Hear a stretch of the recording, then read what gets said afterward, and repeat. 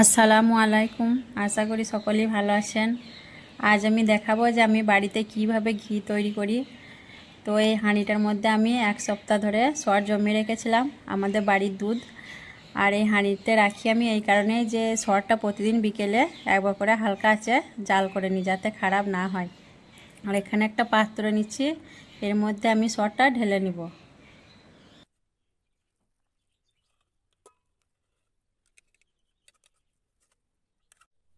এখন আমি একটা মথুনি নিয়েছি, এই মথুনিটা দিয়ে খুব ভালোভাবে দুধের সরটাকে মাখবো।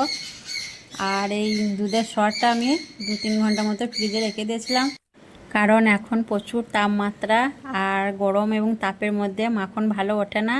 তাই ফ্রিজে রেখে দিয়েছিলাম যাতে মাখনটা খুব ভালোভাবে উঠে আসে। তো আমি 10-15 মিনিট খুব ভালোভাবে এইভাবে মথে নিব। 5 মিনিটের মতো সরটা মাখার পর দেখুন কতটা নরম হয়ে এসছে আর মাখনটা উঠে আসছে। তো আমি আরও ভালোভাবে কিছুক্ষণ এইভাবে মথে নেব।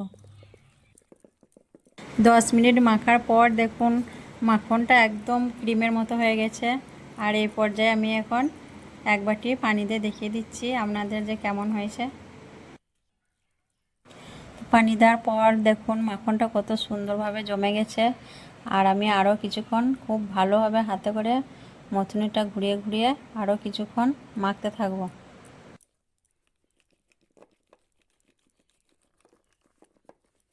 আর এইভাবে মথুনি দিয়ে মাখলে সর ও মাখন পুরোপুরিভাবে আলাদা হয়ে যাবে। ঘিটা তৈরি করার সময় মানে ওই সরের যে খাঁকিগুলো থাকে সেগুলো বেশি মাখনের মধ্যে থাকবে না।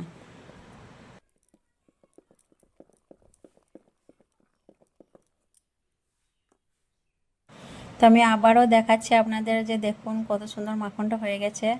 তো আমার মাখন পুরোপুরি উঠে গেছে সব ভালোভাবে। এখন আমি পানি দিয়ে দিব।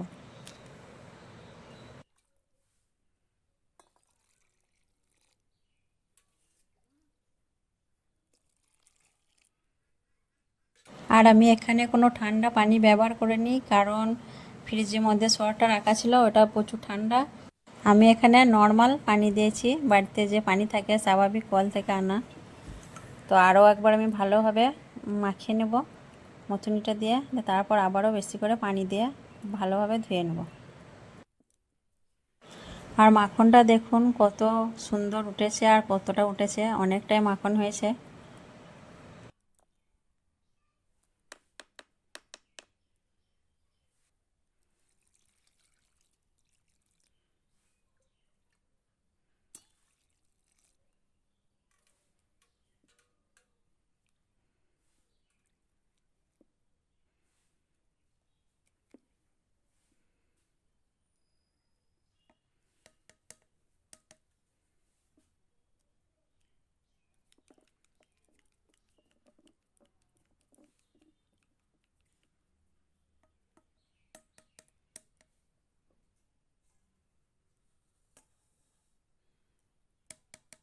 আমি এখন মথুনিটা সাইডে রেখে দেবো আর একটা পাত্র নিয়েছি এইদিকে পানি দিয়ে ওর মধ্যে মাখনটা তুলে রাখবো।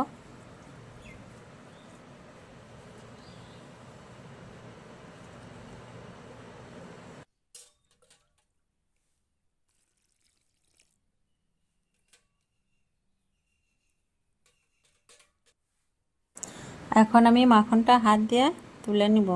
তো মাখনটা হাত দিতে তো খুবই ভালো লাগছে, কত সুন্দর ক্রিমের মতো একদম।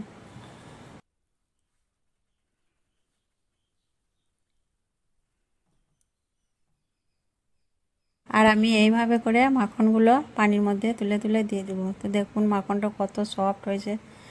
আর আমার তো এই কাজগুলো বাড়িতে করতে খুব ভালো লাগে। আপনারাও চাইলে এইভাবে বাড়িতে ঘি তৈরি করে নেবেন। বাড়ির খাঁটি ঘি তো খুবই সেন্ট ও স্বাদ, খেতে খুবই মজাদার হয়। আর বাইরে থেকে কেনা ঘি তো ভেজাল থাকে, তো আমরা কোনো দিনই বাইরে থেকে ঘি কিনে খাই না, আমরা সবসময় বাড়ির তৈরি ঘি খাই। আর মাখনটা এখন আমি পানি পাল্টে পাল্টে খুব ভালোভাবে ধুয়ে নেব, কারণ মাখনের মধ্যে সরের যে ছোট ছোট খাঁকিগুলো থাকে সেগুলো মানে বেরিয়ে যাবে তাহলে। আর ওগুলো বেরিয়ে গেলে ঘিটা ভালো হবে আর ঘিয়ের মধ্যে বেশি এই সরের ময়লাটা থাকবে না।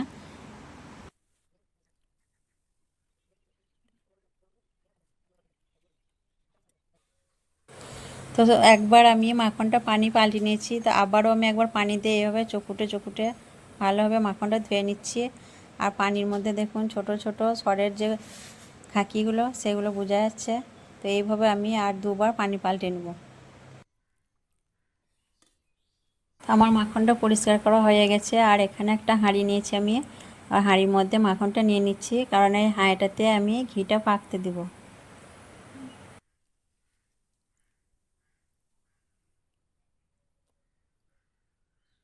তো হাঁড়ির মধ্যে মাখনটা নেওয়া হয়ে গেছে। আর মাখনটা দেখুন কতটা হয়েছে আর কত সুন্দর সাদা ধপধপে।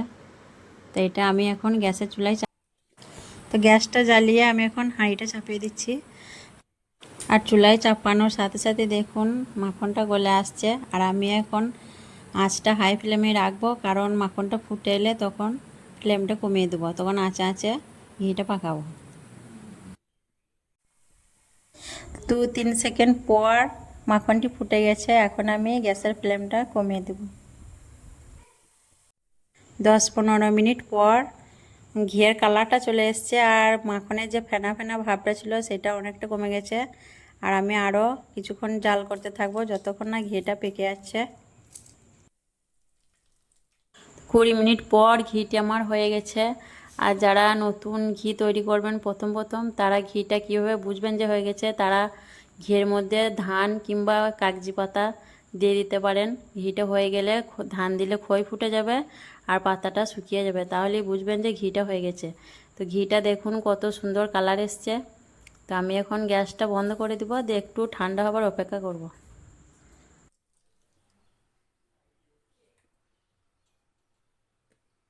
তো এই বয়েমের ঘিটা দেখুন, এটা আমি আগের সপ্তাহে করেছিলাম আর বয়েমটা কিছুটা খালি আছে, তাই এই বয়েমটাতেই আগে ভরবো আমি। আর একটা খালি বয়েম নিয়েছি, বাকিটা এটাই ভরে দিব। তো আমি এখন একটি ছাঁকনি নেব, যে ছাঁকনি দিয়ে ঘিটা ছেঁকে ভরে নেব। আর ঘিটা ঠান্ডা করলাম একটু এই কারণেই যে কাচের বয়েমে গরম ঘি ঢাললে বয়েমটা ফেটে যাওয়ার ভয় থাকে। তো এখন আমি ছাঁকনি দিয়ে ঘিটা ছেঁকে নিচ্ছি।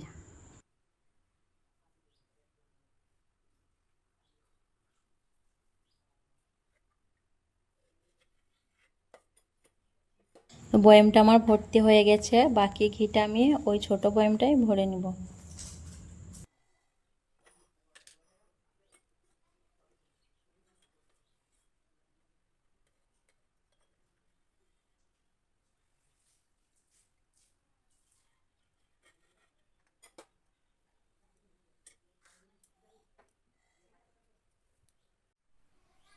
তো ঘিটা দেখুন কত সুন্দর কালার এসছে, বাড়ির তৈরি ঘি, খাঁটি ঘি, কোনো ভেজাল নেই। আর ঘিয়ের মধ্যে খুব সুন্দর সেন্টও এসছে। আর আমার ভিডিওগুলো যদি ভালো লাগে অবশ্যই লাইক কমেন্ট করবেন, আর আমার চ্যানেলটি সাবস্ক্রাইব করে আমাদের পাশে থাকবেন। তো সবাই ভালো থাকবেন, সুস্থ থাকবেন। আল্লাহ হাফিজ। আসছে আবার পরের ভিডিও।